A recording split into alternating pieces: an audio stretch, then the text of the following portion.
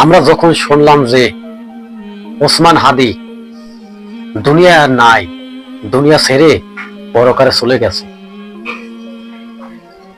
ওসমান হাদির একটাই কথা ছিল, আল্লাহ আমাকে তুমি শুক্রবার মৃত্যুবরণ করিও।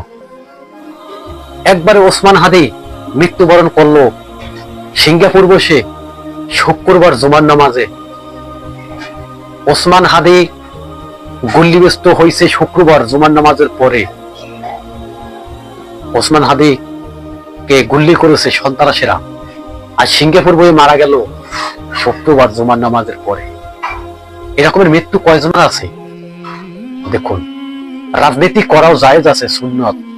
তবে কেমন রাজনীতি করা জায়েজ আছে, সুন্নত জানেন? জানতে হবে।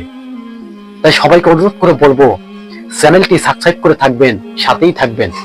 যে যেখান থেকে আছেন ভিডিওটা মন দিয়ে শুনুন।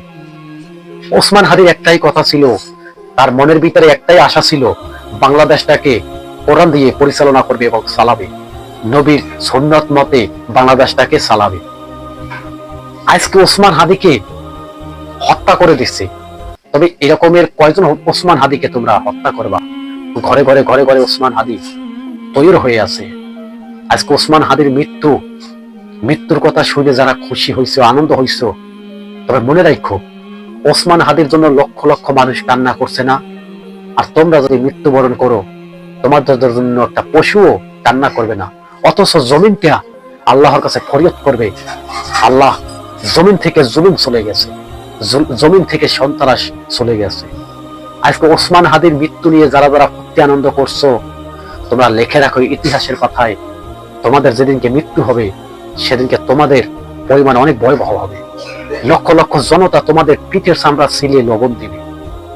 জানো, আজকে বিদেশের মাটিতে বসে বসে হুমকর দেওয়া, তুমি বাংলাদেশের জমিনে আইসা হুমকর দাও না, তুমি আইসা বাংলাদেশের জমিনে বলো না তোমাদেরকে ছিঁড়ে খাওয়া হবে।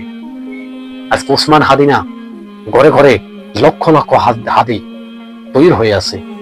ওসমান হাদি বলছিল কি, সংশোধন গণভবন কোরআন দিয়ে পরিচালনা করা হবে। আজকে সেই সংশোধনে, সেই গণভবনে ওসমান হাদির জানাজার হবে সংসদ ভবনে।